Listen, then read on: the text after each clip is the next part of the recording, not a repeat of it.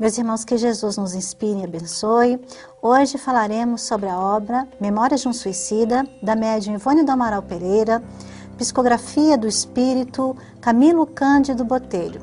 Memórias de um Suicida, diz André Luiz a Chico Xavier, é o maior tratado mediúnico dos últimos 50 anos e dos próximos 50 anos.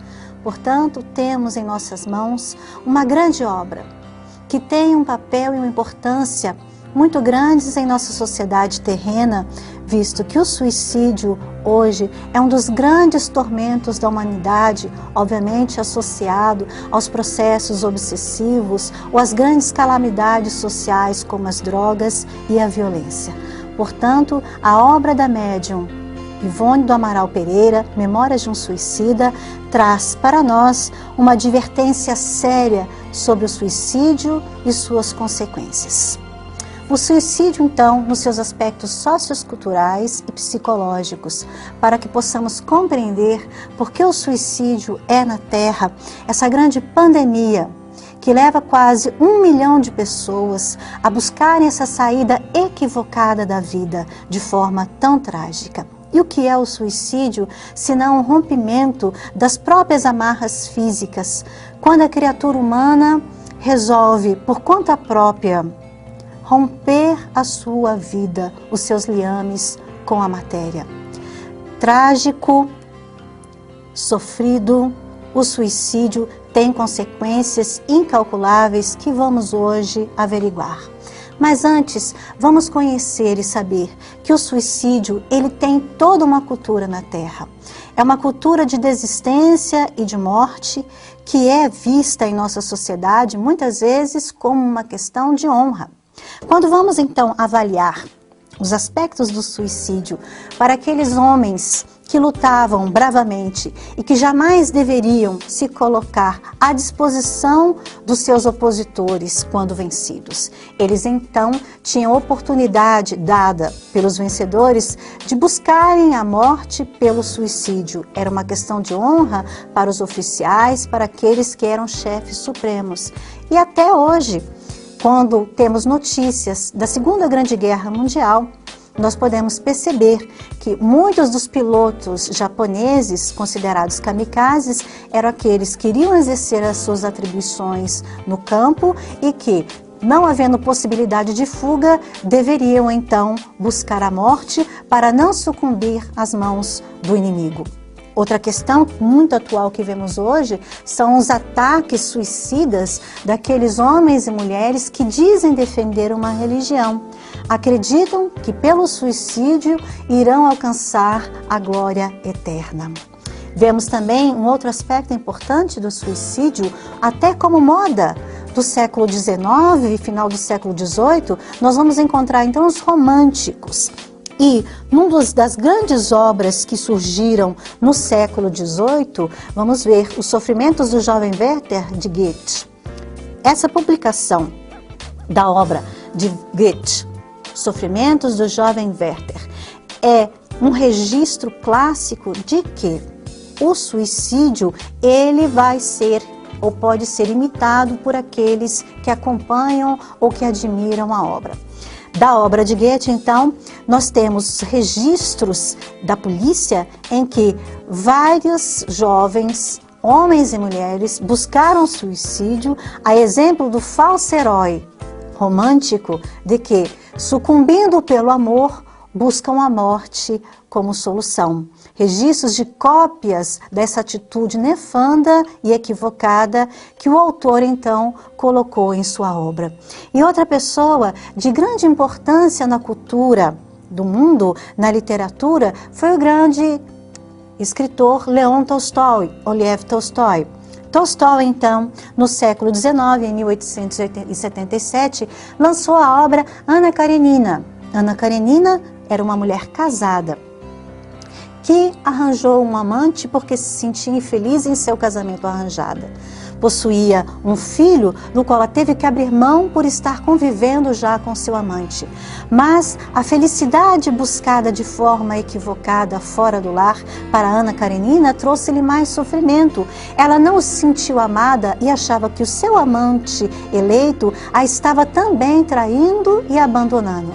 Ana Karenina então busca pelo suicídio, uma fuga espetacular da vida e também de suas responsabilidades de mulher e mãe. Joga-se à frente do comboio férreo. E aí, depois, Leon Tolstói contaria à médium Ivone do Amaral Pereira que inúmeras jovens, dezenas de jovens, foram imitar o gesto tão trágico desta falsa heroína romântica, porque buscou na morte a solução para os seus conflitos. Leon Tolstói viria pela pena de Ivone do Amaral Pereira depois da década de 60 aqui no Brasil e disse assim a Ivone: Ivone, eu tenho um grave compromisso espiritual, porque através da minha obra, Ana Karenina, sinto ainda as reverberações do ato daquilo que eu criei, uma falsa heroína. Então eu preciso voltar à terra e mostrar aos jovens corações que amam e que sofrem que o amor deve ser visto sobre outra ótica. Ele então escreve, juntamente com Charles, mentor da médium, a clássica obra Sublimação, para mostrar que os sentimentos devem ser transformados, devem ser sublimados. E escreve também a obra Ressurreição e Vida, para dizer do encontro de almas sofredores com o grande remédio de nossas almas, com o grande terapeuta, que é Jesus. Almas que sofriam, mas que renasceram, ressuscitaram ao toque amoroso de Jesus e de seu Evangelho. Outro exemplo que vamos encontrar em nossa cultura ocidental é o niilismo. A crença na materialidade, a crença no concreto em que não há nada que justifique as nossas vidas na Terra, somos obras do acaso. E como sendo obras do acaso, a nossa vida na Terra não tem grande significado, não tem nenhuma expressão. Daí então, aqueles que são niilistas acreditarem que buscar a morte é sim a solução para muitos conflitos e para muitos problemas. Grande equívoco, porque não temos o direito sobre as nossas vidas. Assim está escrito no Evangelho segundo o Espiritismo, no capítulo 5, Bem-aventurados os aflitos, e também na obra básica da doutrina espírita, que é o Livro dos Espíritos, que nós vamos ver adiante.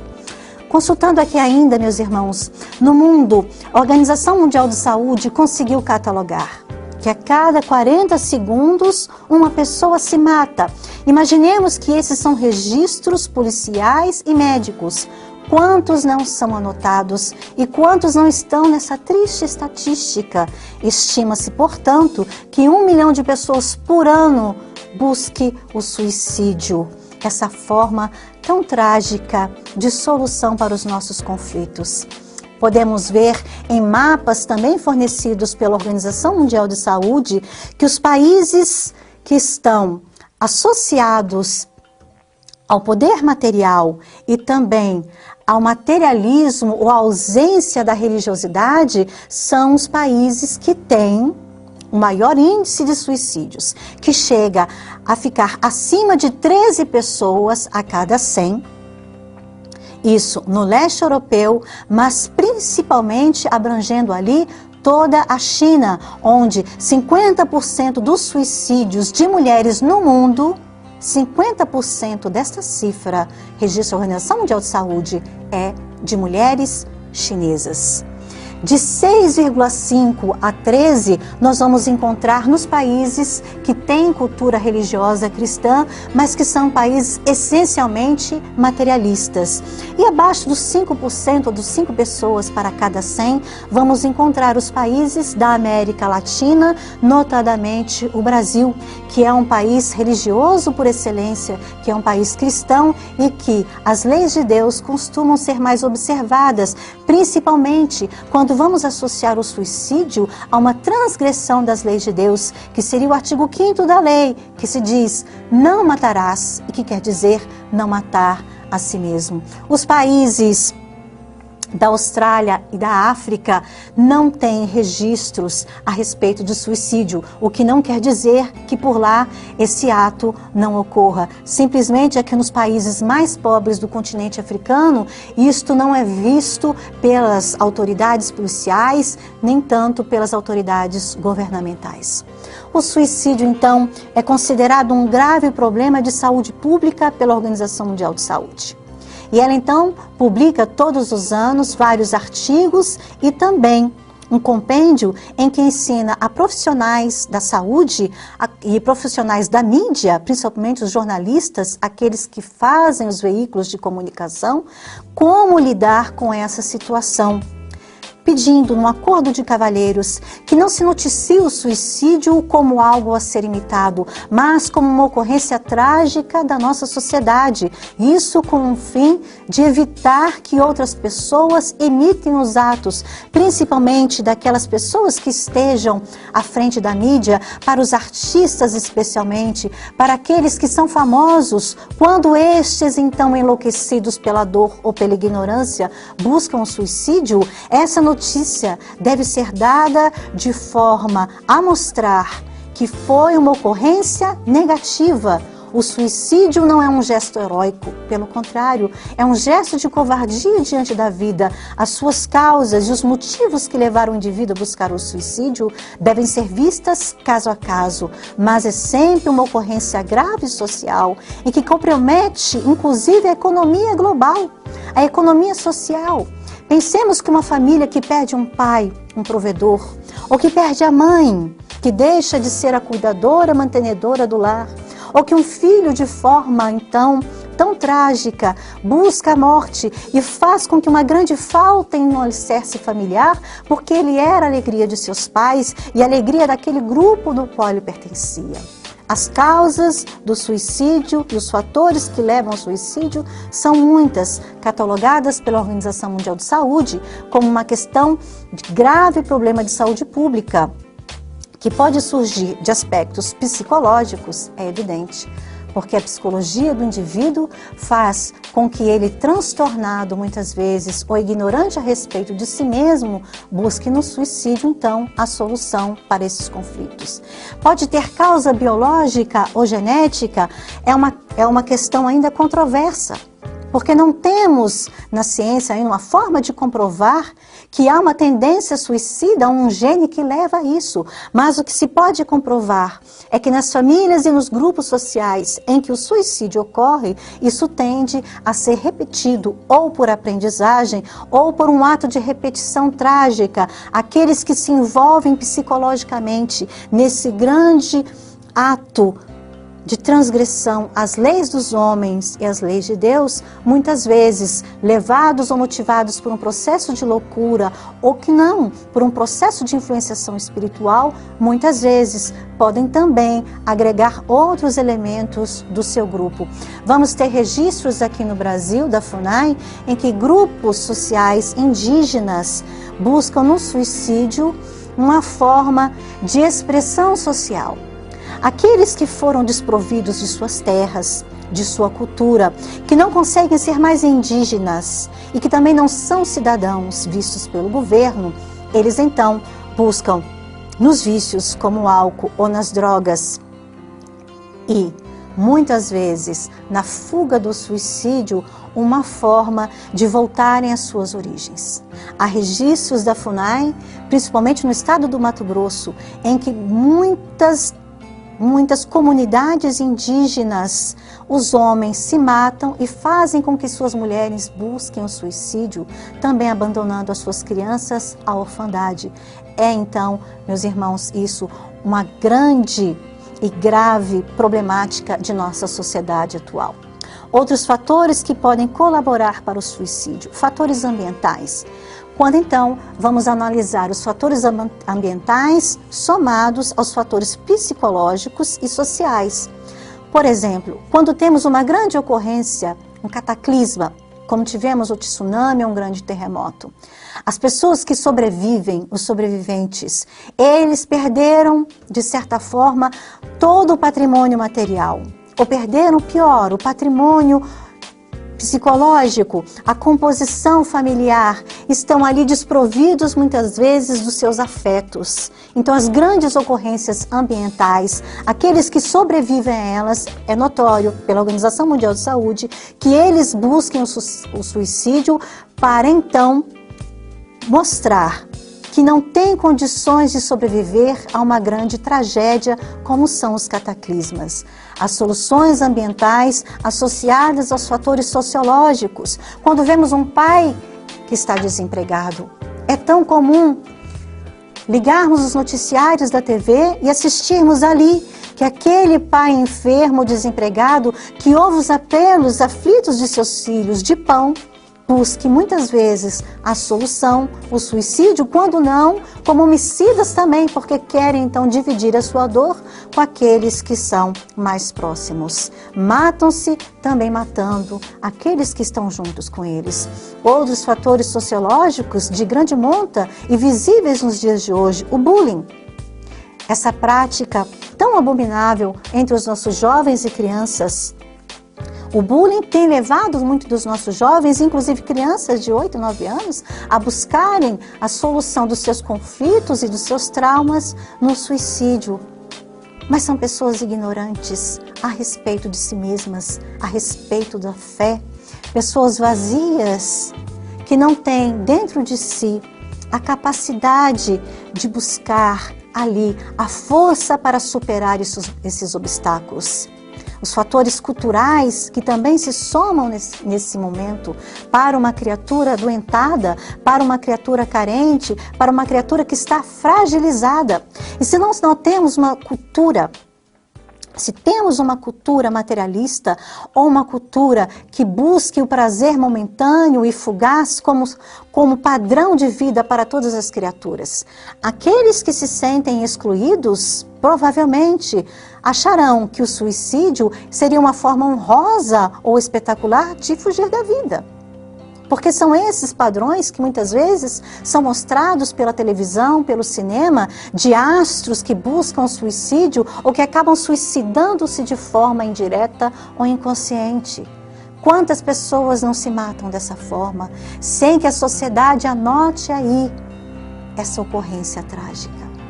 Então os fatores que podem levar uma criatura ao suicídio são muitos e não agem de forma isolada, é uma grande interação. Mas temos formas de auxiliar essas pessoas frágeis. Temos formas de mudarmos a sociedade e de tecermos uma rede de apoio para esses indivíduos que estão em risco de suicídio. O apoio familiar, porque sabemos que a família é a célula, é a base de nossa sociedade. E não importa a forma como essa família se estruture. O importante é que tenhamos membros que se amem e que se protejam. O apoio de amigos, porque temos os nossos laços espirituais e os amigos estão aí para mostrar a concretização desse fato. Laços espirituais de verdadeiros irmãos que estão em nosso caminho na forma de amigos. Relacionamentos significativos. Qualquer que seja ele, todo relacionamento afetivo é significativo e um relacionamento significativo é uma base de apoio para uma criatura que esteja fragilizada por qualquer motivo, pela perda do emprego, pela prática do bullying, por um fator biológico, às vezes uma doença como a depressão, uma causa genética, uma ocorrência grave médica que faz com que a pessoa pense em desistir da vida. Quando nós temos um apoio familiar, o apoio do amigo, o apoio daquela pessoa a quem dedicamos todo o nosso afeto de forma especial, tudo isso é uma forma, é uma barreira de proteger a pessoa contra o suicídio. E a própria Organização Mundial de Saúde considera também que as crenças religiosas, as crenças culturais a respeito da vida, como as crenças étnicas, como vamos ver em alguns grupos restritos, antropologicamente conceituados como indígenas ou como aborígenes, qualquer que seja a nossa etnia ou a nossa crença religiosa ou a nossa cultura, devemos sempre buscar a vida, porque a vida foi nos dada por Deus. Então a Organização Mundial de Saúde considera que nos países religiosos ou nos países que têm uma cultura forte de predominância de valores morais e éticos, o suicídio não é visto como solução. E aí então, traçarmos e tecermos a teia de apoio que protege, com profissionais de saúde, sendo psicólogo, psiquiatra ou médico, com os amigos, o assistente social. Para aqueles que tentaram suicídio, toda a família deve ser acompanhada. Todas as pessoas devem estar sob alerta. Por quê? Porque esse ato pode ser tentado novamente.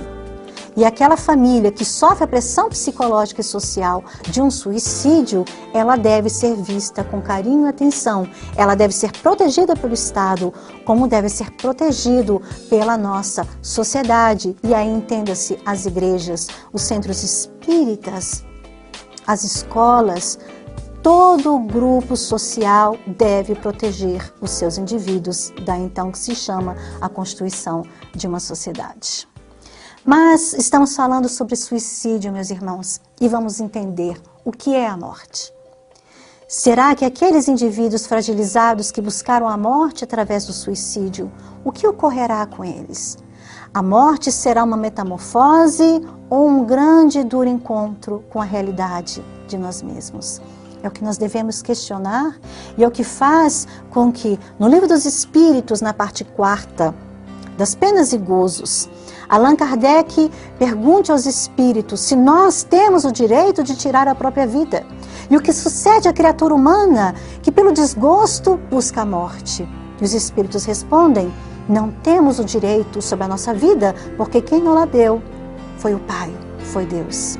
E aqueles que sucumbem ao suicídio por desgosto, notadamente, são pessoas que têm ausência de fé.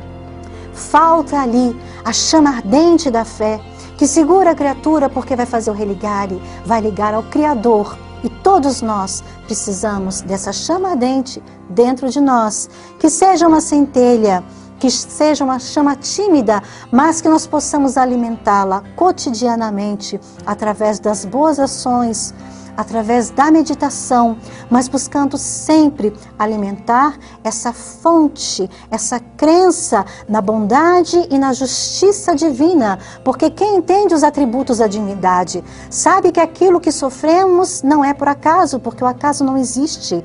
E se entendemos que Deus é onisciente, é onipotente, se Ele é imaterial, mas que é, acima de tudo, soberanamente justo e bom, então compreendemos que nada do que nos ocorre está fora da lei, que sofremos apenas consequências do uso do nosso livre-arbítrio.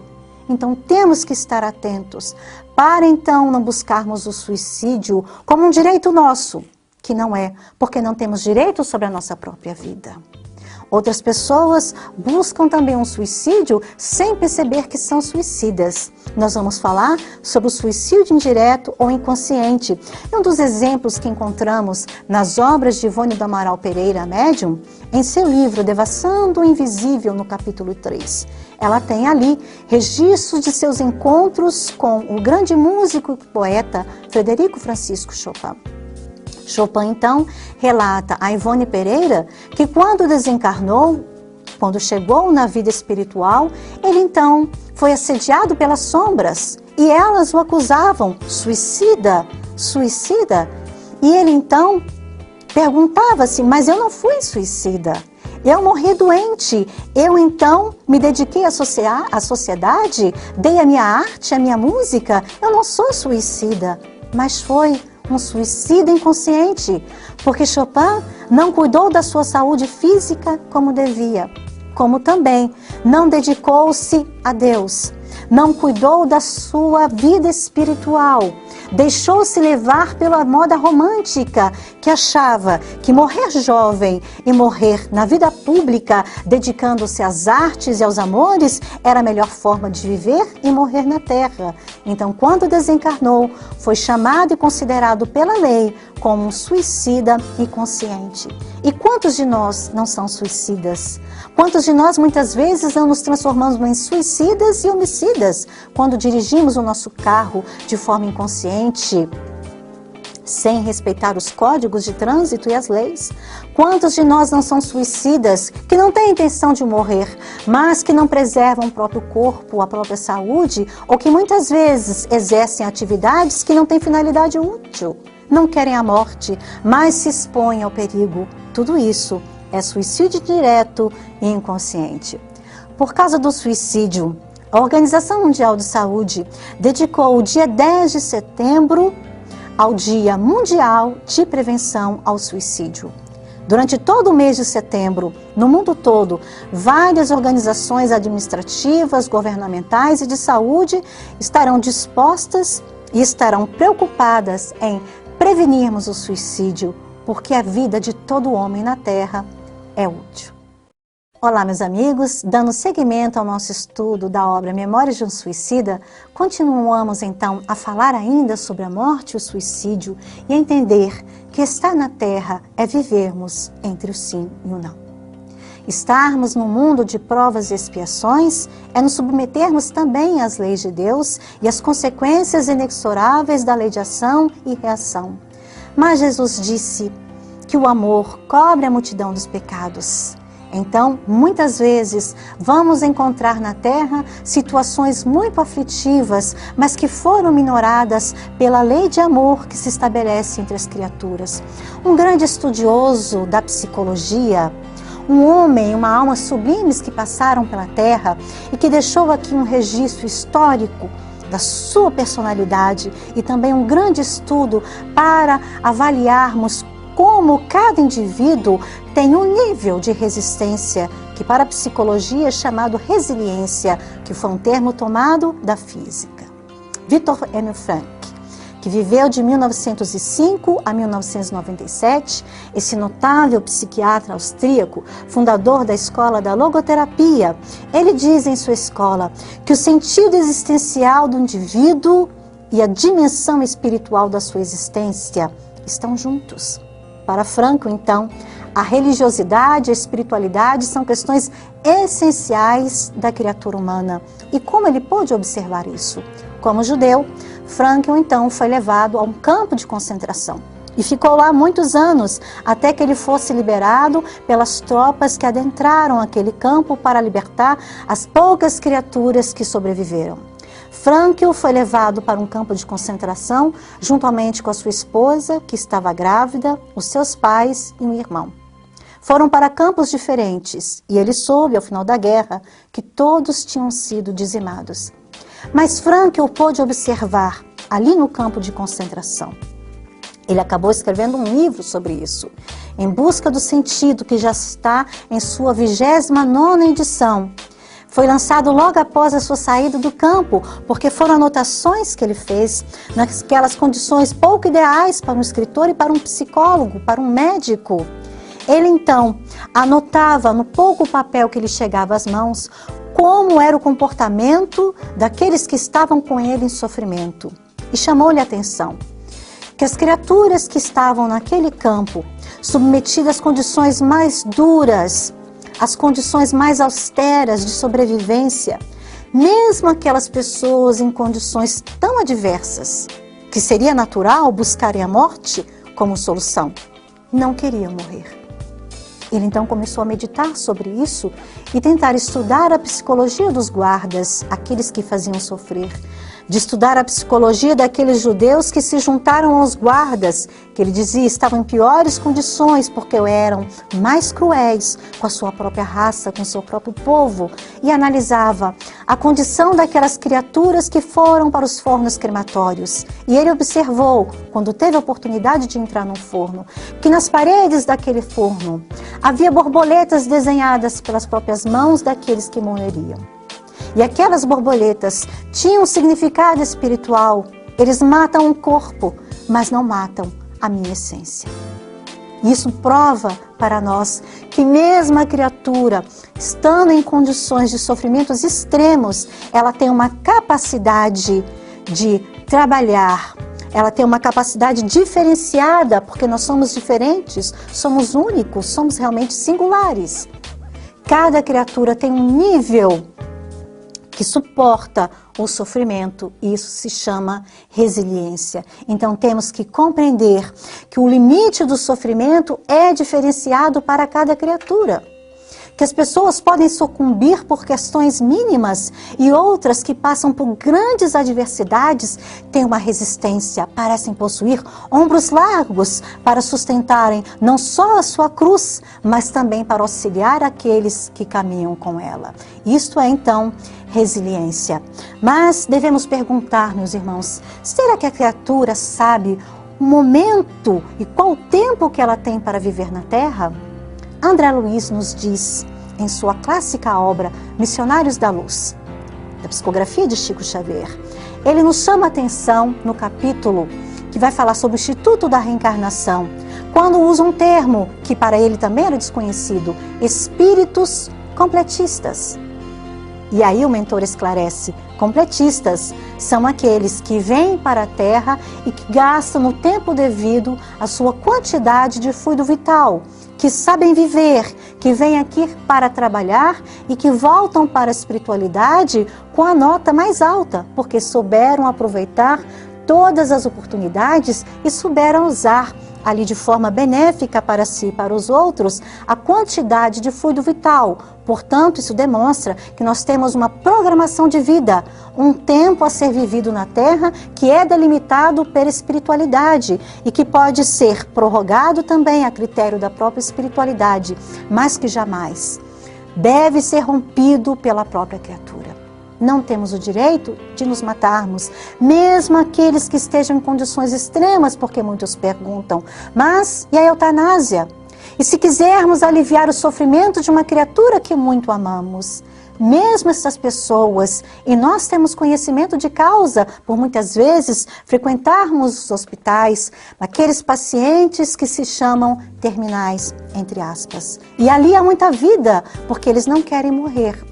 É o momento em que Deus concede à criatura para se perdoar, para perdoar aqueles que ela não soube compreender. É o momento em que as famílias se buscam. Então toda a vida e toda situação na Terra tem uma finalidade nobre. Nós não podemos, por conta própria, abreviarmos a nossa vida, nem a vida da outra pessoa, porque não sabemos o que Deus programou para ela. Não sabemos se é nesse momento em que haverá a oportunidade da reconciliação, a oportunidade do perdão, a oportunidade do reencontro com aquela pessoa que estava afastada de seu coração. E muitas vezes nós presenciamos ocasiões muito bonitas em que pessoas que não se viam há muitos anos, que já não se falavam, têm ali naquele momento extremo da vida na Terra a oportunidade de sorrirem, de se tocarem, de se perdoarem. Esse é o nosso objetivo na Terra, nos melhorarmos e também perdoarmos aqueles que muitas vezes nos ofendem. Daí então, meus irmãos, o suicídio ser, por nota, no Livro dos Espíritos, no Evangelho segundo o Espiritismo, um erro, uma tragédia humana, um ato de equívoco. Para ainda compreendermos a obra Memórias de um Suicida, vamos sair dos aspectos sociológicos e culturais e vamos agora passar ao estudo da médium e de sua obra. Temos que conhecer um pouco da vida da médium Ivone do Amaral Pereira para compreendermos por que foi Ivone que recebeu a obra de Camilo, por que não Chico Xavier, que já escrevia, que estava ali sob a direção do seu venerável mentor Emmanuel. Ivone, então, tem uma história curiosa. Ela vem de um passado de equívocos. Suicidou-se no século XIX, jogando-se no Rio Tejo. Abandonou o esposo e os filhos, abandonou o pai, a sua família, e buscando então as frivolidades da vida social e os prazeres da terra, deixou tudo aquilo e quando retornou, não encontrou mais nem um esposo, nem a filha, somente um pai que a chamava Razão, porque ela foi tomada de dor. O marido havia morrido em decorrência da contaminação da tuberculose e levou junto a filha. Quando ela retorna ao lar nessas condições tão difíceis, ela então se sente culpada. Sentindo-se culpada pela morte dos seus, ela não ouve os conselhos amorosos de seu pai e planeja, de forma metódica e muito fria, a solução do seu problema. busca então o suicídio. Jogou-se no rio Tejo e não morreu, porque a vida prossegue. Estava consciente a sentir a fúria dos peixes sobre o seu corpo. E quando teve então o corpo inerte retirado das águas frias, pôde presenciar também o choque, o transtorno que causou na sociedade portuguesa da época. E ali estava, ao lado do seu corpo putrefato, o coração que amou durante toda a vida do seu pai, que hoje foi então chamado de Charles, à época, Ramiro de Montalbán. Leila, que era o seu nome na época, sucumbiu pelo suicídio. Não encontrou nada, não encontrou seus afetos, porque eles não estavam lá esperando por ela. O que ela encontrou? A triste realidade de todos os suicidas. Um encontro com a realidade de si mesmos. E para ela foi um grande sofrimento. Daí então, esta alma imortal e peregrina do pecado renasce no Brasil, no século XX, bem no início, em 1900, dia 24 de dezembro, no município de Santa Teresa de Valença, hoje município de Rio das Flores. Ivone Pereira nasceu numa família pobre, com pais austeros, que lhe dariam toda a oportunidade e todas as condições necessárias para que a sua alma rebel aprendesse definitivamente a se submeter às leis dos homens e de Deus. Ela então tem vários registros de sua vida que estão nos livros Devassando o Invisível e Recordações da Mediunidade, mas vamos encontrar também um pouco da sua história na própria obra Memórias de um Suicida. Ela, que teve uma vida diferente desde o nascimento, vai contar para nós que sofria de letargia e da catalepsia. Letargia é o estado aprofundado em que a pessoa parece morta. Catalepsia é a suspensão parcial das nossas forças, dos nossos sinais vitais. Aos 30 dias de nascida, a pequena Ivone seria enterrada viva, se não houvesse uma intervenção de sua mãe, Dona Elizabeth, e de sua mãe, com sua fé ainda, de devota a Maria, Mãe de Jesus. Quando os familiares preparavam o funeral do bebê, Dona Elizabeth então se retirou para um cômodo da casa, levou consigo uma imagem, porque ela era ainda católica, e orou para Maria de Nazaré. E disse: Senhora, eu sei que minha filha não morreu. Eu não sei o que ocorre com ela. É algo diferente que eu não compreendo. Mas eu sei que ela não está morta. Traga de volta, Senhora. E tão logo ela volte, eu farei com que a pequena Ivone dedique toda a sua vida como sua serva, como sua servidora. E foi isso que aconteceu.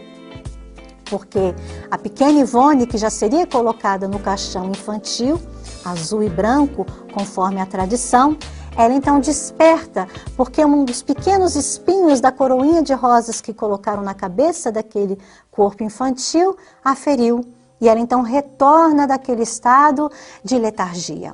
Foram os fenômenos estranhos que ocorreram com essa médium ao longo de toda a sua vida. Ela então dedicou realmente a sua vida à obra de caridade e aos estudos que o seu pai, já sendo espírita, ofereceu a ela desde os 12 anos de idade, 2 grandes presentes: o Evangelho segundo o Espiritismo e o Livro dos Espíritos.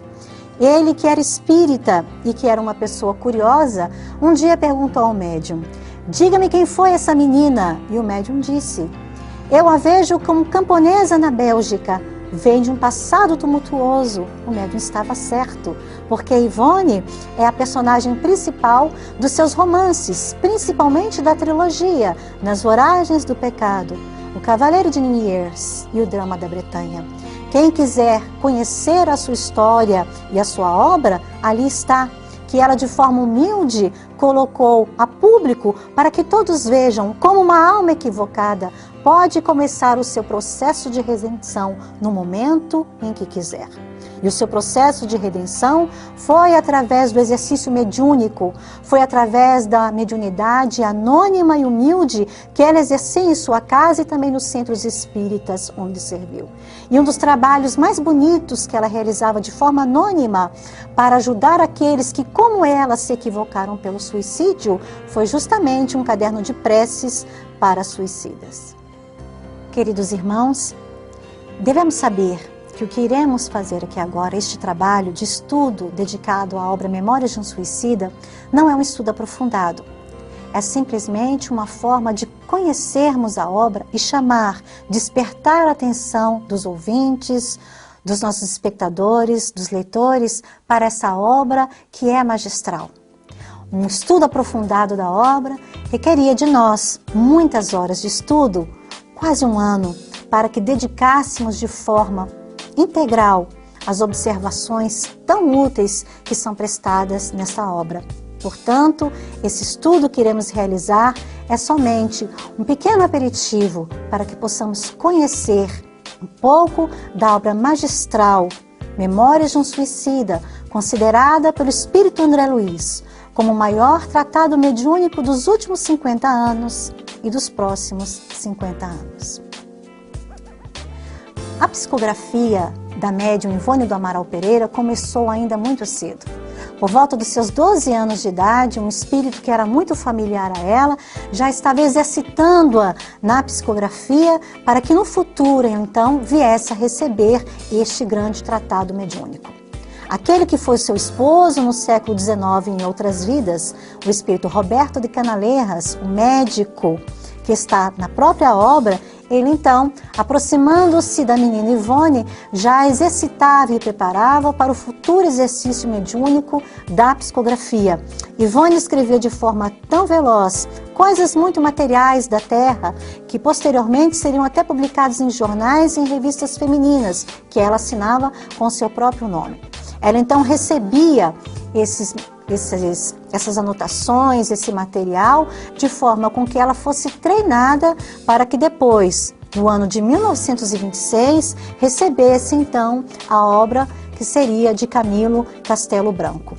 Ela faz relatos de que nesta obra Memórias de um Suicida, ela se sentia como que envolvida pelos espíritos e que eles colocavam aparelhos, uma cinta de ferro em sua cabeça. Ela via eletrodos e também dizia que se sentia saída, retirada do corpo pelo processo de emancipação da alma, conforme está no capítulo 8 da segunda parte do Livro dos Espíritos, um processo de emancipação em que ela era levada a algumas ambientações da terra e do espaço e depois retornando ao corpo, ela voltava, eles colocavam aquele aparelhamento e ela então psicografava ou então registrava as suas anotações, as suas lembranças daquilo que ela tinha vivido. Portanto, como ela mesma diz na introdução do livro, essa obra não foi psicografada da forma como entendemos. O porquê dessa obra e por que Ivone Pereira, nós já sabemos. Ela foi suicida e ela, melhor do que ninguém, conseguia entender os sofrimentos e o suplício que uma alma passa quando ela então busca a morte pelo suicídio. Esta era a tarefa de Ivone. Ela diz que era um dever inadiável, inapelável. Isso está registrado no livro Pelos Caminhos da Mediunidade Serena, uma compilação que o jovem escritor Camilo escreveu e trouxe para nós, compilações de seus artigos e entrevistas que ela concedeu à Rádio do Rio de Janeiro. Ela então suicidou-se no século XIX, está registrado no livro Drama da Betânia, só que esse suicídio, como a jovem Andréa de Guzmán, foi motivado por um processo obsessivo. E aí uma grande diferenciação. Para cada caso de suicídio, uma aplicação da lei, porque Deus é misericórdia, é justiça e é bondade. Quando ela foi motivada e levada ao suicídio por um processo obsessivo de longa data, desde a infância, ela então não foi levada para o vale. Ela ficou ali, naquela ambientação próxima ao local onde ela havia suicidado, até que ela tivesse condições de ser ajudada pelos amigos espirituais. Mas já como Leila, no século XIX, ela se deixou arrastar pelas paixões. Ela foi pelas próprias pernas.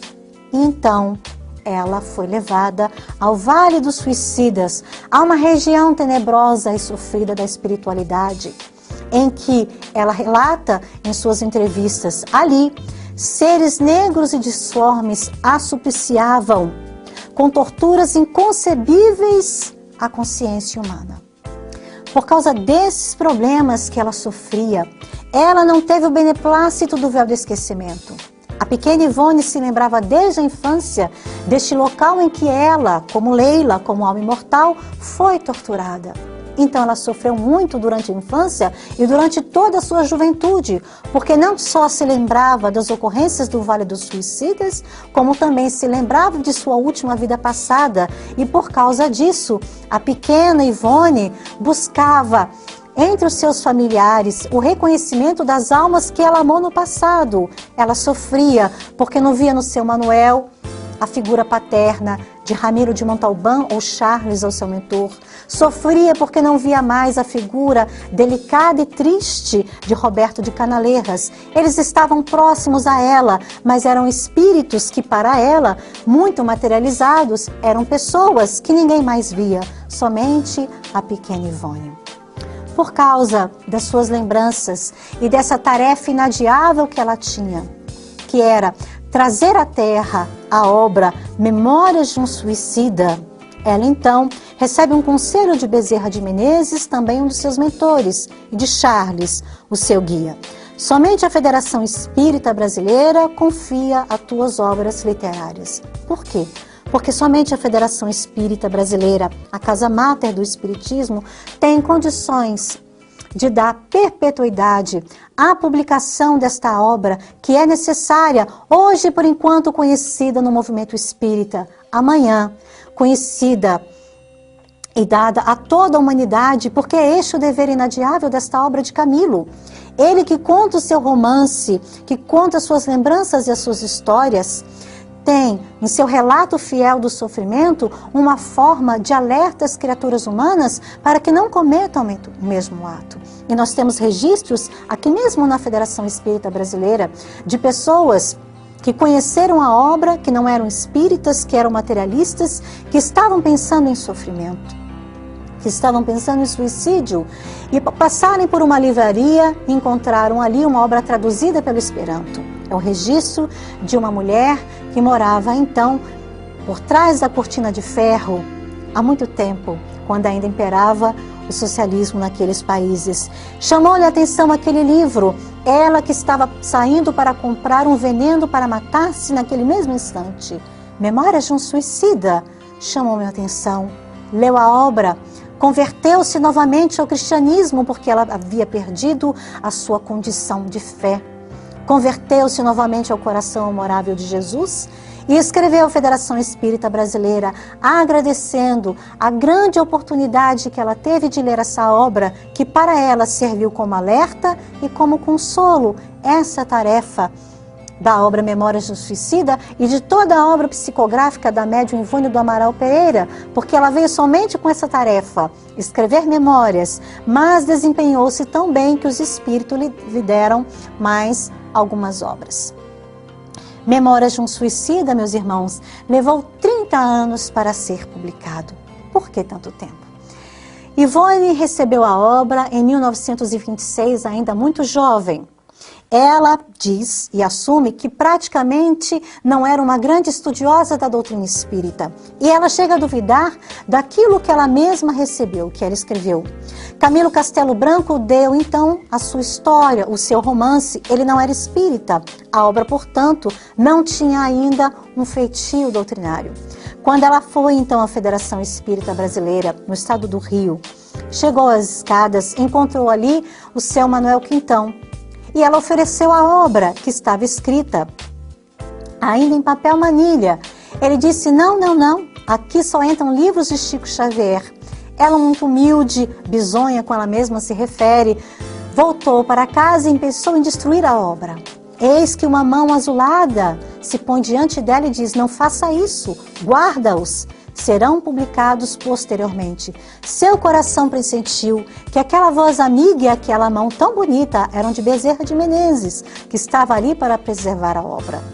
Depois, na década de 50, apresenta-se então Leon Denis, grande discípulo de Allan Kardec, que diz, vamos retomar a obra porque agora ela será publicada. Ela então recebe a ajuda de Leon Denis, que vai dar à obra o feitio doutrinário que lhe faltava. Há no livro, portanto, todo o conteúdo romanceado de Camilo Castelo Branco, ou Camilo Cândido Botelho, como ele se identifica na obra, mas toda a condução, toda a diretriz doutrinária evangélica é do discípulo de Allan Kardec, Leon Denis. Por isso nós temos um grande tratado literário e um grande tratado doutrinário mediúnico, porque ali estavam duas grandes almas que deram seus melhores esforços para a consecução dessa obra, que ela viesse a materializar-se então na Terra. Não for a amorosa solicitude desse iluminado espírito, todas aquelas anotações se perderiam. Quando ela então volta à Federação Espírita, quem vai recebê-la é o seu Vantuil de Freitas, que diz a ela que seria com grande satisfação, os seus livros seriam recebidos, mas tinha que estar datilografados. Ivone não tinha máquina datilográfica. Volta para casa e tem que esperar ainda 2 anos até que um parente ceda a ela, dê de presente uma máquina de datilografia. Ela datilografa no espaço 2 e traz à Federação. E somente em 1956, então, temos a publicação da obra Memórias de um Suicida. O objetivo do livro, nos diz Camilo, não é deleitar o leitor com gosto e temperamento artístico, mas essa obra tem então o dever sagrado de falar aos que sofrem. Já não era o grande literata português que estava falando. Ali era a alma sofrida e equivocada que pedia perdão a Deus e que buscou na literatura mediúnica uma forma de reparar as suas faltas. Ivone tinha então a grande facilidade de emancipar-se do corpo. E foi através desses processos de emancipação que ela teve a oportunidade de trazer os seus registros tão lúcidos e tão ricos em detalhes para a obra. Porque, como eu já disse antes, esta obra não foi psicografada da forma como a conhecemos, mas as imagens, as situações, elas eram narradas, exibidas à sua faculdade mediúnica. Ela chegava a presenciar tanto as cenas no Vale, quanto as cenas na universidade, que iremos falar adiante. Rigorosamente, portanto, não foram psicografadas, são basicamente um registro das suas lembranças, daquilo que ela vivenciou na vida espírita. Este livro, que foi escrito na cidade de Lavras, a partir de 1926, foi escrito de forma solta, mas que depois, ao final de tudo, ela percebeu que tinha ali condições de se tornar um livro. Vamos falar agora do grande autor e escritor Camilo Castelo Branco. Ele diz em sua obra que pedia à médium Ivone do Amaral Pereira para que não lesse a sua biografia, para que não tomasse conta das notícias que falavam sobre ele. E Camilo teve uma vida de grandes sofrimentos morais, de grandes aventuras românticas, mas também de grandes padecimentos. Ao final de sua vida, ele estava tomado pela cegueira em decorrência da sífilis. E ele, que foi um homem das letras, que foi um homem da sociedade, conseguiu também grandes amigos, mas muitos inimigos. E o seu orgulho era tão grande que, ao se ver e se perceber cego irremediavelmente, Camilo então, tomado de dor e de angústia, resolve buscar o suicídio como solução para os seus problemas, abandonando seus filhos, abandonando a sua esposa Ana Plácido. E é então que ele desfere um tiro no ouvido, morrendo em seguida, para acordar de forma trágica do lado de lá. Ao se perceber vivo e conturbado, ele que era ignorante a respeito das coisas espirituais, ele que era um cético, que era um materialista, passa então a sofrer os horrores dessa dura realidade. Ele estava vivo ou estava morto? Camilo foi um grande escritor, mas ele, como homem do mundo, vai dizer em sua obra que, ao despertar no plano espiritual, ao ver o seu corpo tombado na terra e ao perceber que o seu ferimento continuava doendo, que ele era um zumbi, um morto-vivo, ele então passa a se ver agora como um réprobo, porque ele era a escória da sociedade espiritual, como suicidas são vistos. Por isso, Ivone, que também foi suicida, fazia o seu caderno de prece para os suicídios. Era uma forma de caridade anônima que ela exercia no recanto humilde de sua casa. 3 cadernos de anotações com mais de 1000 nomes, e todos os dias ela orava por essas almas frágeis e derrotadas que haviam partido da terra pelo suicídio ou de forma violenta. Uma dessas almas seria Camilo, porque ela o via desde a infância, mas não sabia que era o grande escritor português. Somente depois de 1926, quando ele começa a escrever a sua história, é que ela saberia que aquela alma, muito alegre e muito simpática, era do grande escritor português. E ele diz assim em seus relatos, que durante 2 meses vagou desnorteado e tonto, atribulado, num estado de compreensão profunda, ligado ao fardo carnal, e que nele imperavam todas as necessidades do físico humano. Via pelas ruas do Campo Santo ou pelas ruas de sua cidade outros fantasmas que, como ele, perambulavam, que estavam chorosos e aflitos. Mesmo ele se sentindo cego, tinha a condição de perceber esses espectros, porque nós sabemos, conforme consta no capítulo 6, a segunda parte do Livro dos Espíritos, da vida espírita e da sensibilidade, que os órgãos do corpo, mesmo estando defraudados, mesmo estando prejudicados, quando a alma retorna à vida espiritual, ela não necessita dos órgãos específicos para sentir e para ter os seus sentidos. Camilo, então, se sentia cego e, no entanto, enxergava. Ele sentia fome e sentia sede, todas as necessidades materiais, porque ele continuava bem materializado, rondando pelas igrejas e pelas ruas, pedindo ajuda. Até que um dia, ele sentiu-se levado ao centro da cidade, sentiu que outras criaturas sofridas como ele estavam sendo acuadas e levadas por um batalhão de soldados montados a cavalo que não diziam nada, que somente o conduziam sob o peso do silêncio e pela força que estavam ali empunhando as suas espadas e as suas armas. Sentiu-se então, depois de 7 meses que ele perambulava entre a cidade e o cemitério, sentiu-se levado para fora da cidade e conduzido entre vales e montanhas a uma região em que ele descreveria ali o inferno de Dante. Para uma região do mundo invisível em que criaturas que como ele sofriam, estava destinada a receber aqueles que eram iguais.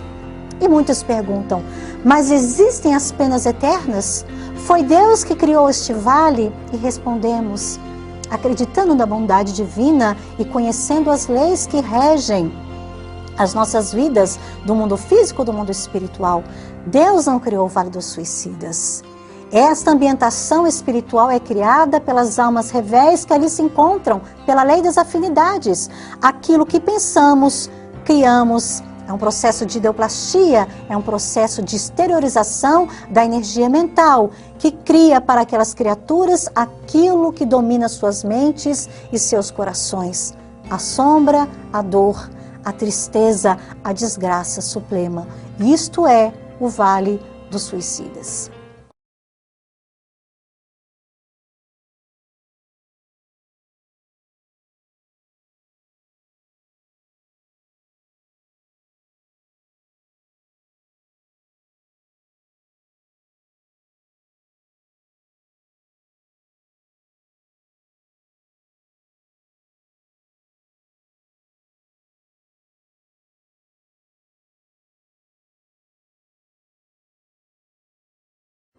Como é o vale para aqueles que lá estão?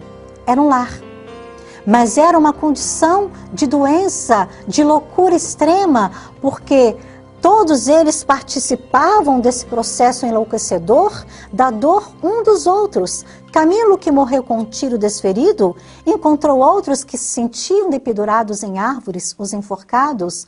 Aqueles que haviam morrido ou sucumbido, jogando-se às águas, de repente adentravam naquele vale, um braço de rio ou de mar, e passavam as almas aflitas dos afogados.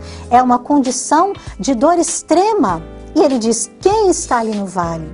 A escória do mundo espiritual.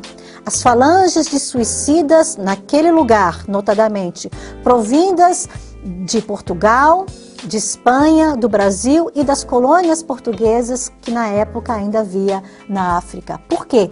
A afinidade também linguística. Os espíritos são conduzidos pelas afinidades que possuem entre si.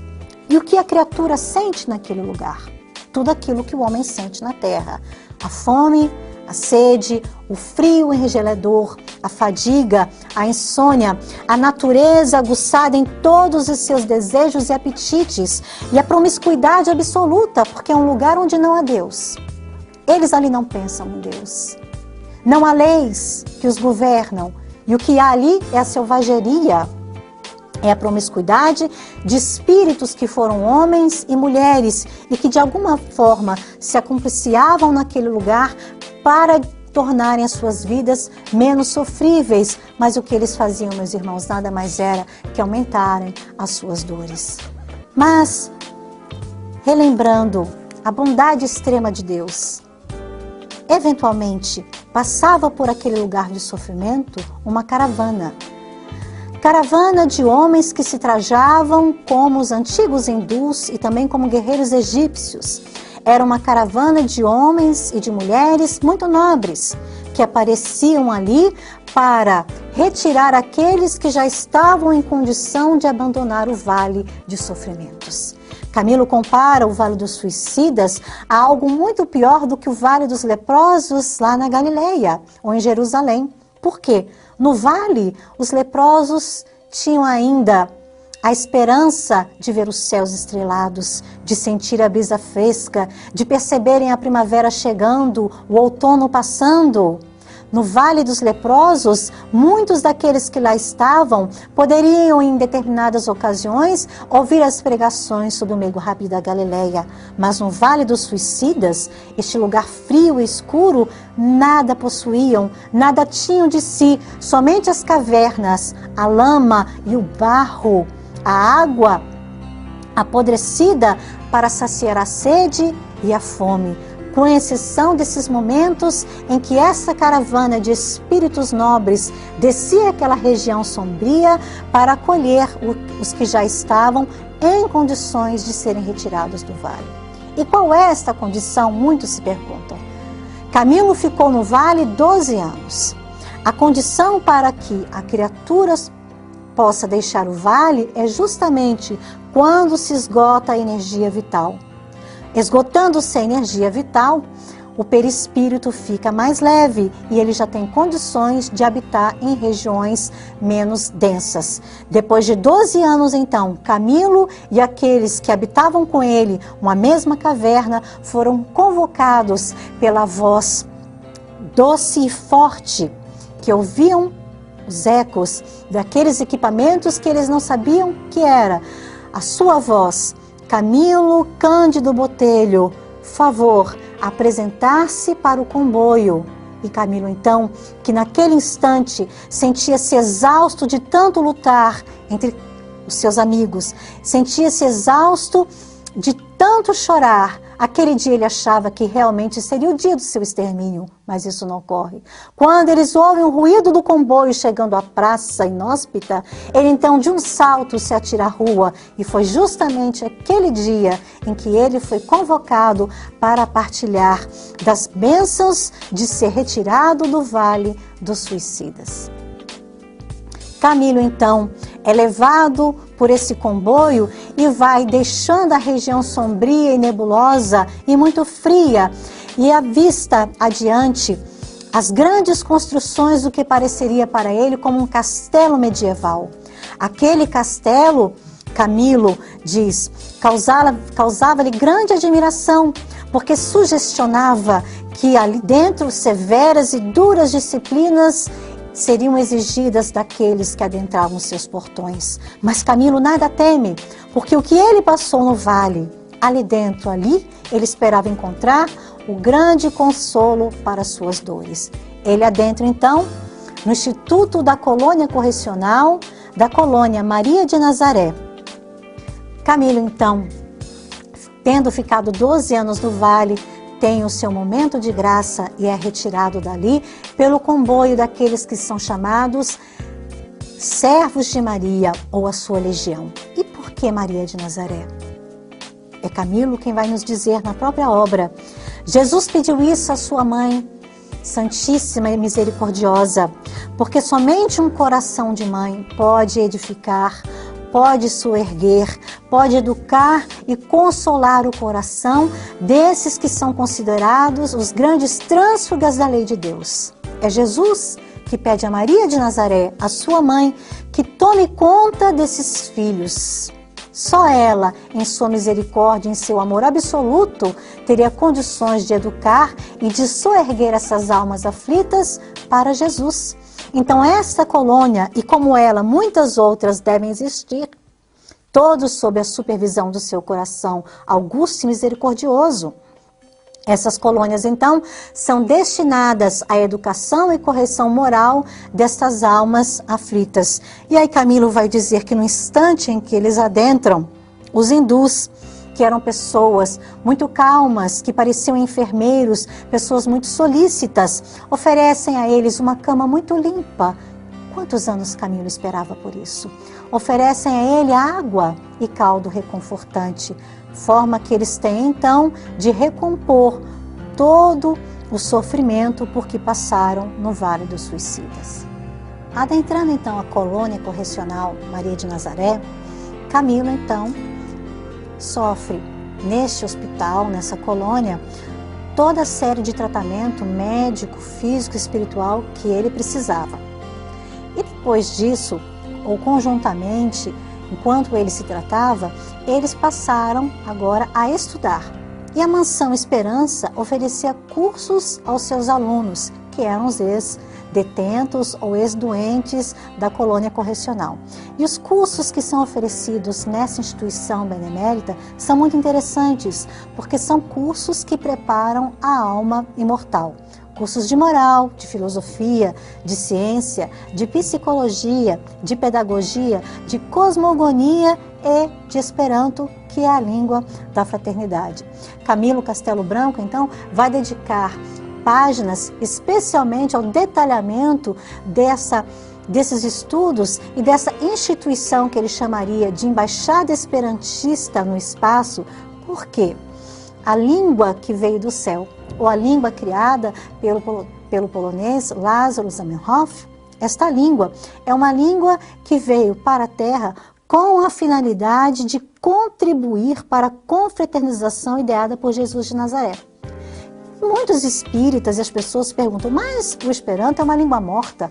Qual a necessidade de uma única língua criada se quando voltamos para a vida espiritual utilizaremos a linguagem do pensamento? Devemos dizer que não é bem assim. E quem fala isso é o espírito André Luiz. André Luiz vai nos dar relatos no seu livro Em Nosso Lar, que quando a Terra vivenciava o período da Segunda Grande Guerra Mundial, muitos espíritos que morriam nos campos de batalha da Europa, tendo aquelas colônias espirituais situadas sobre aquelas regiões já estarem sobrecarregadas com a quantidade de desencarnados e com a quantidade de fluidos de energias deletérias, muitos desses homens, muitos desses desencarnados seriam levados para as colônias fora da Europa. Outro registro. Quando esses espíritos chegavam a essas colônias onde a língua portuguesa era utilizada, isso já vai ser dito no livro Mensageiros, eles precisam de um tradutor para cada 14 pessoas. Ou seja, por que um tradutor se eles já estavam desencarnados? É porque são espíritos ainda materializados. Então a linguagem do pensamento, ela é utilizada pelos espíritos mais sábios, pelos espíritos conscientes, aqueles que desencarnam ignorantes, aqueles que desencarnam em condições trágicas ou ainda muito presos à matéria, eles ainda vão se utilizar dos símbolos, ou seja, da linguagem que eles utilizavam-se na Terra. O próprio Emmanuel, guia de Chico Xavier, vai dizer da necessidade e da beleza que é a língua universal ou a língua da fraternidade, o idioma definitivo que veio para estreitar as relações entre os homens e os espíritos. Daí, portanto, um capítulo todo especial no livro Memórias do Suicida para falar sobre a língua da fraternidade. E desses cursos que são oferecidos na Mansão Esperança para aqueles que já estavam alcançando a sua promoção, que já saíram da condição de doentes e passaram para a condição de aprendizes, de alunos, vamos encontrar cursos muito bonitos que eram oferecidos por mestres da espiritualidade. Um deles, que mantinha as feições jovens de adolescente, era Aníbal de Silas. Aníbal de Silas foi um grande pregador do Evangelho na época do Cristo. Ele foi uma das crianças que Jesus abençoou. Depois disso, Aníbal passou a seguir o mestre. E quando o mestre deixou a terra, ele continuou como grande divulgador também da doutrina cristã. E isso em inúmeras vindas no processo reencarnatório do ir e vir, Aníbal sempre se manteve fiel aos preceitos cristãos e sempre associado às crianças e aos jovens, como educador, como padre, como orientador da humanidade. Daí então a sua compleição espiritual ser ainda de um jovem, ainda na adolescência, o que causou grande espanto e admiração naqueles que estavam na escola, entre eles Camilo. Epaminondas de Vigo, que seria o grande mestre da ciência universal, é aquele mestre que todos temiam, porque profundo conhecedor da mente humana, profundo conhecedor do Evangelho, era aquele que determinava aos espíritos em tratamento que se lembrassem do seu passado. Todos o temiam, porque a sua atitude mental elevada, a sua atitude moral, era daqueles que fazem a alma se enxergar como são. Nós, olhando para Epaminondas de Vigo, teríamos vergonha de nós mesmos, mas ele estava ali apenas para ensinar e para mostrar à criatura rebelde que era o momento de modificar-se, era o momento da sua reforma. Souriamar, que seria outro mestre, ele era responsável pelos cursos práticos na Terra, ou seja, as noções de cristianismo e moral cristã que eles aprendiam com Aníbal. E as noções de ciência universal que eles tomavam com Epaminondas de Vigo deveriam ser aplicadas em suas visitas ao planeta. Nesses trabalhos de visitação no planeta, esses espíritos que sucumbiram pelo suicídio são levados a buscar criaturas que estejam no mesmo processo de envolvimento emocional, tendendo para o suicídio ou pela viciação. É nesse momento que Camilo Castelo Branco vai se aproximar do médium Fernando de Lacerda, médium português. É através de Fernando que Camilo dará as suas primeiras comunicações mediúnicas, porque foi somente nesse médium anônimo e humilde da sua terra lusitana, em Portugal, que Camilo encontrou afinidade específica, antes de Ivone, para trazer as suas mensagens de alerta à sociedade portuguesa e toda a sociedade humana. Não sucumbam pelo materialismo, não sucumbam pelo suicídio. Eu estou aqui para demonstrar que o suicídio é um grande erro. E foi nesse hospital, nessa Mansão Esperança, que Camilo, então, como grande estudioso que era e uma alma persistente que estava se educando, estudou medicina psíquica e passou a trabalhar depois no próprio hospital, substituindo aquele que foi o seu enfermeiro durante algum tempo, Joel Still. Essa aptidão de estudar a medicina psíquica, diria Camilo, a médium Ivone do Amaral Pereira, daria a ele as condições de que quando voltasse à Terra, numa nova encarnação, pudesse nascer numa família que desse a ele as noções espíritas cristãs e que essa condição de espírita cristão iria balizar a sua condição de médium curador. Olha que coisa bonita, ele retornaria à Terra numa condição agora de médium curador e de espírito conhecedor da medicina e da psicologia psíquica para aplicar àqueles que tanto sofreram como ele.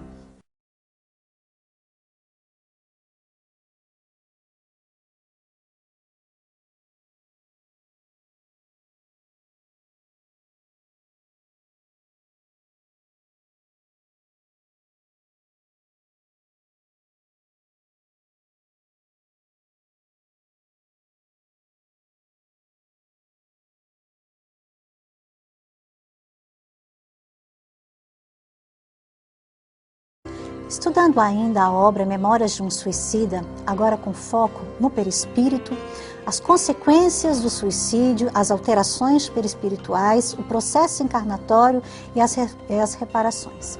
O que Camilo traz para nós? Ele diz assim: coisa singular, aquela escória ou aqueles que estavam no Vale dos Suicidas trazia pendente de si fragmentos de um cordão luminoso fosforescente, o qual, despedaçado como arrebentado violentamente, desprendia-se em estilhas qual um cabo compacto de fios elétricos arrebentados, a desprenderem de si fluidos que deveriam permanecer organizados para determinado fim, ou seja, é o laço fluídico, aquele último que se rompe no processo de desligamento através da desencarnação. Como o suicida força esse desligamento, ele então arrebenta esse laço e essa energia que sai, que poderíamos comparar a um cabo óptico de luzes, ele então fica desprendendo ali ainda o restante daquela energia vital que não foi devidamente utilizada. E Camilo fala que as repercussões magnéticas deles ainda manterem em si, no seu corpo perispiritual adensado, o excesso de energia vital que não foi de forma correta utilizada, faz com que eles tenham repercussões muito materializadas no seu corpo espiritual. Portanto, eles tinham ainda as convulsões do processo da morte. Eles sentiam as necessidades materiais, talvez até mais aguçadas do que quando na Terra. Tudo se refletia nesse corpo espiritual chamado perispírito, que é era a cópia fiel do corpo, mas que estava ali cobrando deles a atitude muito nobre de ter se desligado da Terra no processo de morte natural ou no momento certo determinado por Deus. O suicida, como provoca essa morte abrupta, forçada, eles então sentiam no corpo perispiritual todos os trejeitos do instante final. Camilo sentia as convulsões do tiro desferido em sua cabeça. Os outros amigos seus, entre eles um que nos chama muita atenção, que é Mário Sobral, que foi homicida porque ele estrangulou Eulina e que depois enforcou-se. Mário Sobral, então, apresentaria, através de um processo de culpa, as suas mãos homicidas ressecadas e os trejeitos do enforcamento, a asfixia, a falta de ar. Tudo isso, repercussões mentais que se refletiam em seu corpo perispiritual durante todo o processo de cura que eles estavam em tratamento no hospital, e para alguns ainda que se mantinham dementados ou que se mantinham obsediados, um processo de auto-obsessão, todos esses espíritos conservavam esses trejeitos. Para aqueles que conseguiram melhorar-se intimamente, esses sinais seriam abandonados, porque era um sinal ainda de inferioridade ou de pouca condição mental, porque a mente deveria comandar e esses trejeitos deveriam ficar para trás. Dos tratamentos a que Camilo se refere, retiramos alguns trechos interessantes, porque ele fala que sofreu processos de tratamento magnético em que as regiões afetadas do seu corpo, portanto, a cabeça, o cérebro, o ouvido, a faringe, tudo que a bala destruiu, recebiam banhos, sondagem de luz com propriedades magnéticas, quintessenciados, intervenções substanciosas e luminosas, como que extraídas dos raios solares. Isso está escrito na primeira parte do livro. E ele, então, vai ilustrando que todo o seu processo de tratamento do corpo espiritual era feito por equipamentos que ele desconhecia na Terra. Ele desencarnou no final do século XIX.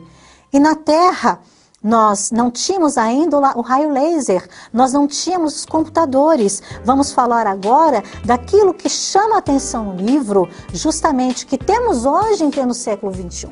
Mas que no findar do século XIX seriam, assim, invenções e artimanhas de um escritor como Júlio Verne, aparelhos e tecnologia.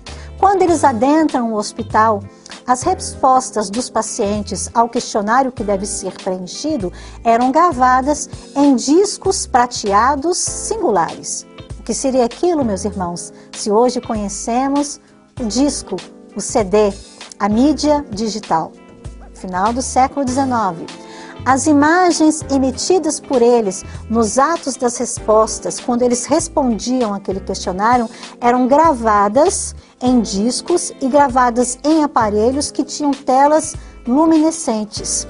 No processo de tratamento físico do perispírito, eram extraídas fotografias e mapas movediços sonoros para análises especiais. Imaginemos que ainda não tínhamos o raio-x.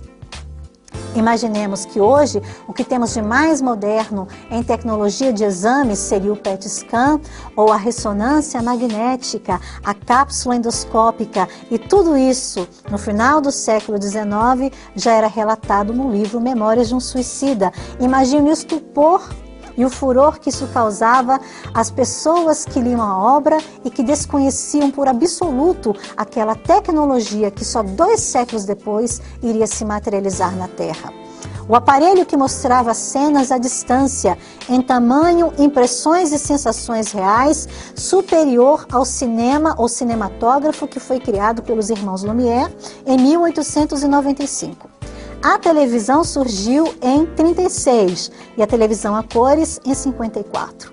Mas esses aparelhos, superiores ao que temos hoje do nosso cinema em 3D, eles presenciavam e sentiam os odores, a brisa ou o calor, acompanhavam como se estivessem presentes a própria cena real. Isso é muita tecnologia, coisa que ainda não temos na Terra. Mas esses espíritos que estavam ali estupefatos diante de máquinas e equipamentos que eles desconheciam, mas que admiravam, precisavam voltar à Terra. E conforme está no Livro dos Espíritos, no seu capítulo 7, da volta do espírito à vida corporal, nós vamos encontrar os relatos dos seus amigos, daquele grupo de Camilo que esteve com ele, como Belarmino, como Mário. Nós vamos encontrar o relato que nos chama a atenção do processo encarnatório daqueles que decidem voltar imediatamente à Terra para suas provas e expiações. É o caso de Mário Sobral.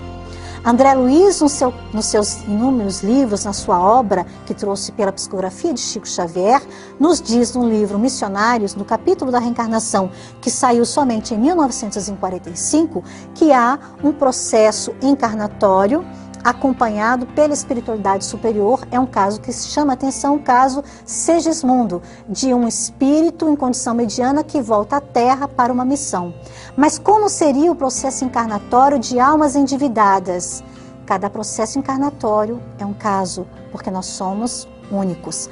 Mário Sobral, então, pediu aos seus maiorais, lá no hospital, na mansão da Esperança, que ele retornasse à Terra nas condições ideais para o seu aprimoramento moral.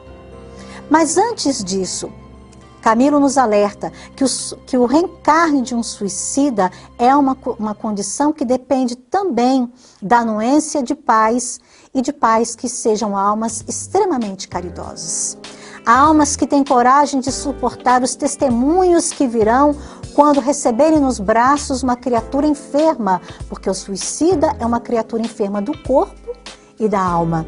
Então o departamento hospitalar vai acompanhar o seu pupilo desde o momento da sua concepção, desde que ele se torne um embrião até os derradeiros instantes da morte. E a família, aquela que receba o ser a encarnar por caridade, ou que de alguma forma seja cobrada dela uma participação nessa obra divina, ela também receberá as benesses deste acompanhamento dos espíritos missionários, desses mentores que estão do lado de lá. Mário Sobral, então, pede para reencarnar imediatamente. E ele, que foi homicida pelo processo de culpa e de fixação mental, no momento em que vai despedir-se de Camilo lá no Instituto da Reencarnação, quando ele se prepara para voltar, Camilo se choca diante da cena que ele vislumbra. Seu amigo Mário, tão jovem e tão belo, não possuía as duas mãos. Estavam curtos os seus braços. E onde estavam as mãos de Mário? Em sua garganta, para lembrar o gesto nefando do homicídio que ele cometeu contra Eulina. Mário, então, reencarnaria no Brasil, numa família muito pobre, porque ele que não soube honrar a riqueza, os estudos, nasceria sem essas condições ideais. E buscaria por aquela a quem ele não soube amar, a mulher que ele amou, e que depois ela o receberia nos braços. Nós vamos ver adiante quando eu falar do momento em que Camilo resolve reencarnar. Como é a condição do espírita suicida? Vamos também encontrar um relato na obra de Ivone Pereira. Ela relata no capítulo 4 do seu livro Recordações da Mediunidade, um momento em que ela sofreu um grande abalo emocional na Terra. Ivone, que foi uma alma criminosa, como ela se dizia, falava que Deus dá a mediunidade para almas criminosas, para que elas possam proceder com caridade de forma ajuizada e assim se emendarem para Deus. Ivone, então, sofreu muito durante a sua vida na Terra e ela não precisava dizer o que nem porquê, porque não é necessário que nós saibamos aquele que serviu de instrumento para o escândalo. Ela, então, por volta de 1942, sofreu uma grande comoção emocional em decorrência de um desgosto. Caiu praticamente em coma durante 2 meses. E durante esses 2 meses, os espíritos vieram tratá-la, porque o médico da Terra não encontrava nada no seu corpo material. E onde estava a lesão, então? Estava justamente no órgão similar, no perispírito. Ela tinha fibras luminosas que estavam rompidas à altura do coração. Essas fibras foram rompidas pelo abalo emocional do passado e que foi relembrado agora no presente. Daí então a necessidade da intervenção espiritual. E o seu médico foi o Dr. Carlos de Canalejas, que foi seu sogro no passado, e também o seu guia e orientador, Bezerra de Menezes.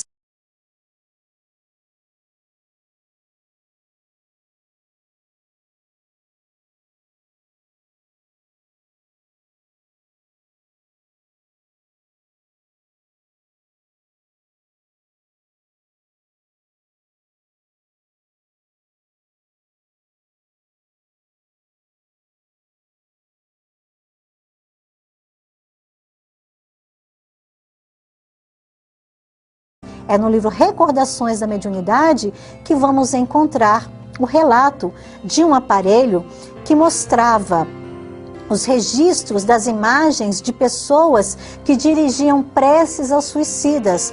Uma dessas pessoas que aparecia no aparelho lá na cidade certamente era a médium Ivone Pereira e também o médium Fernando de Lacerda. Imaginemos, meus irmãos, que a prece, a oração sentida, feita em homenagem a estas criaturas, todas elas são acolhidas, são recebidas como fluidos balsamizantes para aqueles que estão adoentados, dementados, que são bem vistas pela espiritualidade superior, porque é um gesto de caridade suprema e um gesto de caridade anônima, que ninguém precisa ficar sabendo. Camilo Castelo Branco queixava-se amargamente a Fernando de Lacerda e depois a Ivone Pereira, que quando ele se aproximava dos médiuns, dos espíritas aqui na Terra, ele era enxotado. Enxotado porque ele não podia dar o seu nome de grande escritor português. Então, ele que queria deixar o seu registro para que outros homens do conhecimento não imitassem o seu gesto, inclusive um amigo seu que pensava em suicídio, está registrado nas obras do médium Fernando de Lacerda, do País da Luz, onde esses amigos de Camilo pensavam em suicídio. E Camilo se utiliza de Fernando para dizer coisas muito próprias e muito íntimas a esse amigo, que só os dois sabiam. Quando Fernando envia essa carta para esse amigo de Camilo, ele então se surpreende e fala: este é realmente Camilo. Porque o que esse médium escreve, ninguém saberia. Só eu e Camilo sabíamos dos detalhes dessas circunstâncias. Convence-se de que aquela comunicação era do seu amigo que havia suicidado e passa ali agora a meditar nas condições dos suicidas e ele, portanto, não busca suicídio como forma de solução para os seus problemas. Alguns suicidas precisam do contato humano, ou seja, da energia vital, dessa energia mais animalizada. Antes da obra Memórias de um Suicida ser trazida a lume, o tratamento que os espíritos suicidas recebiam nos grupamentos mediúnicos ou científicos e no Brasil os mais religiosos era diverso. As pessoas temiam contato com os espíritos de suicidas. Por quê? Temiam um contágio mental e espiritual, tinham medo de também sucumbirem a essa loucura. Então eram almas que eram enxotadas, onde o espírito da caridade era esquecido. Depois da publicação da obra Memórias de um Suicida, nós vamos ver uma transformação contínua, mais lenta, desse tratamento que as casas espíritas vão dar aos suicidas. Hoje em dia nós temos relatos belíssimos de casas que dedicam trabalhos muito sérios ao tratamento de almas que suicidaram e ao tratamento de preces, em trabalhos de oração, trabalhos todos dedicados àqueles que tentam suicídio e àqueles que já sucumbiram. Então Camilo vinha ao Brasil, porque as organizações espíritas com sentido mais científico da Europa o recusavam. Ele veio para o Brasil então, porque aqui ele encontrariam médiuns anônimos, médiuns humildes, que o sentido religioso da caridade cristã fazia com que eles fossem bem recebidos. Esse trabalho dos médiuns receberem os espíritos de suicidas, do qual pertenciam à colônia correcional, deveria ser um trabalho voluntário. Os espíritos superiores, orientadores, vinham à Terra, visitaram ali no caso 20 povoações, 20 médiuns de ambos os sexos foram convidados. Mas pasmem, diante desse convite da espiritualidade superior, somente 4 senhoras e 2 homens, ou seja, 6 pessoas, aceitaram desincumbir-se dessas tarefas de auxiliarem os suicidas.